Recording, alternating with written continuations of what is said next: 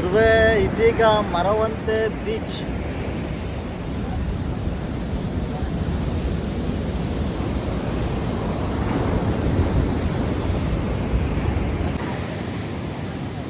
Maravanthe beach ತುಂಬ ಮಳೆ ಇರೋದ್ರಿಂದ ಯಾರನ್ನೂ ಆಟಾಡೋಕ್ಕೆ ಬಿಡೋದಿಲ್ಲ. ಆದರೂ ಒಳ್ಳೆ ವ್ಯೂ ಇದೆ. ಇದು ನಮ್ಮ ರಥಗುರು, ಇದರಲ್ಲೇನೋ ಓಡಾಡೋದು. ಮರವಂತೆ ಬೀಚ್ ಮುಗಿಸ್ಕೊಂಡು ಅಲ್ಲಿಂದ ಆನೆಗುಡ್ಡ ಶ್ರೀ ವಿನಾಯಕ ಸ್ವಾಮಿ ಟೆಂಪಲಿಗೆ ಬಂದು ವಿನಾಯಕ ಸ್ವಾಮಿ ಟೆಂಪಲಲ್ಲಿ ಊಟ ಮಾಡ್ಕೊಂಡು ಅಲ್ಲಿಂದ ಸೀದಾ ಉಡುಪಿ ಕೃಷ್ಣನ ದೇವಸ್ಥಾನಕ್ಕೆ ಬಂದು ಕೃಷ್ಣನ ದೇವಸ್ಥಾನದಲ್ಲಿ ಅನ್ಸೀಸನ್ ಇರೋದ್ರಿಂದ ಜನ ಕಮ್ಮಿ ಇದ್ದರು. ದರ್ಶನ ಚೆನ್ನಾಗಾಯಿತು. ಅಲ್ಲಿಂದ ಕನಕನ ಕಿಂಡಿ ನೋಡೋಣ ಅಂತ ಹಿಂದೆಗಡೆ ಬಂದು ಕನಕನ ಕಿಂಡಿ ಹತ್ರ ಎಲ್ಲ ಹೆಣ್ಮಕ್ಳೆಲ್ಲ ಹಾಡು ಹೇಳ್ತಿದ್ರು. ಕನಕನ ಕಿಂಡಿಲಿ ದರ್ಶನ ಮಾಡಿಕೊಂಡು ಶ್ರೀಕೃಷ್ಣಂದು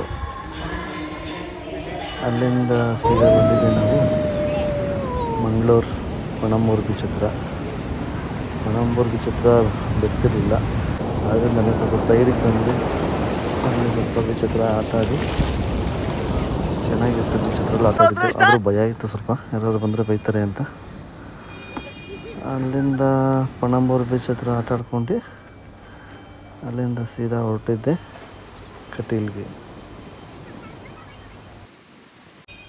ಮಂಗಳೂರಿಂದ ನಾವು ಬಂದಿದ್ದು ಶ್ರೀ ಕಟೀಲು ದುರ್ಗಾ ಪರಮೇಶ್ವರಿ. ಇಲ್ಲೂ ಜನ ಕಮ್ಮಿನೇ ಇದ್ದರು, ಅದರಿಂದಾಗಿ ನಮಗೆ ದರ್ಶನ ಲೇಟಾಗಿಲ್ಲ. ನಾವು ಸಂಜೆ ಬಂದಾಗ ಇಲ್ಲಿಗಾಗಲೇ 7:30-8 ಗಂಟೆ ಆಗಿತ್ತು.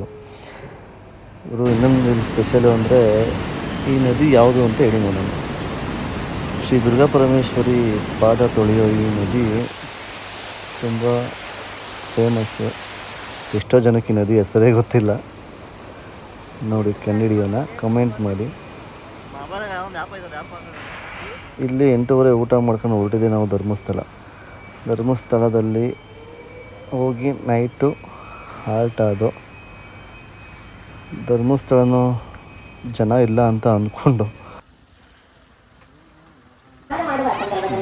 ಬೆಳಗ್ಗೆ ಎದ್ದು ನೇತ್ರಾವತಿ ನದಿಗೆ ಸ್ನಾನಕ್ಕೆ ಅಂತ ಬಂದು ತುಂಬ ಜನ ಇದ್ದರು. ನೈಟ್ ಅಷ್ಟೊಂದು ಜನ ಕಾಣಲಿಲ್ಲ. ಇಲ್ಲಿ ಬಂದು ನೇತ್ರಾವತಿ ಜುಳು ಹರಿಯುವ ನೇತ್ರಾವತಿಯಲ್ಲಿ ಸ್ನಾನ ಮಾಡಿ ಅಲ್ಲಿಂದ ಸೀದಾ ದರ್ಶನಕ್ಕೆ ಬಂದಾಗಂತೂ ತುಂಬ ಜನ ದರ್ಶನದಲ್ಲಿ ಕ್ಯೂವಲ್ಲಿ ನಿಂತು ಸಾಕಾಯಿತು.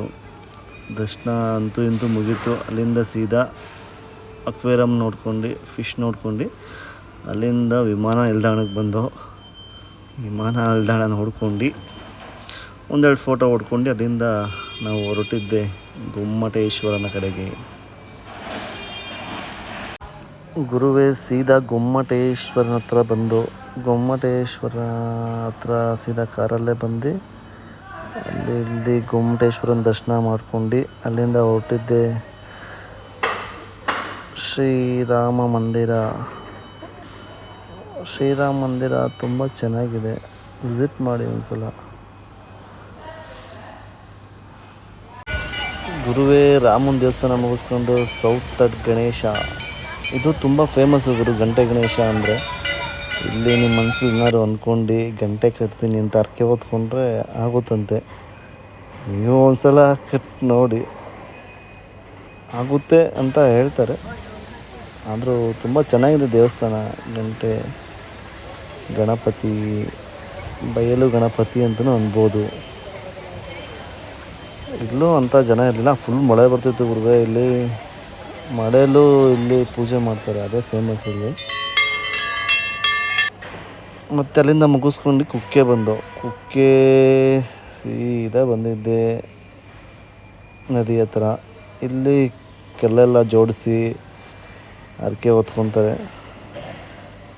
ಇಲ್ಲೂ ಜನ ಕಮ್ಮಿ ಇದರಿಂದ ದರ್ಶನ ಬೇಗ ಆಯ್ತು ನಮಗೆ.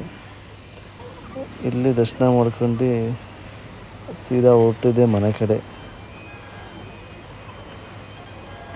ಕಡೆ ಬರಬೇಕಾದ್ರೆ ಹಂಗೆ ಕುಮಾರಧಾರ ನದಿ ತುಂಬ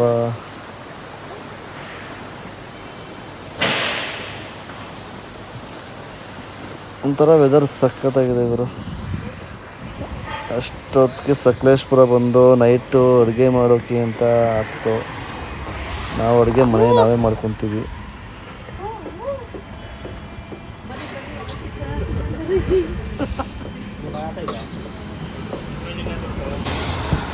ಇಲ್ಲಿ ಅಡುಗೆ ಮಾಡಿ ಊಟ ಮಾಡ್ಕೊಂಡು ನಿಂತಿದ್ದಾರೆ ಚಿತ್ರಾನ್ನ ಮಾಡಕ್ಕೆ. ಹುಳಿ ಇಡೋದು ಬಿಡಯೋ. ಸೀದಾ ಮನೆ ಕಡೆ ಬಂದು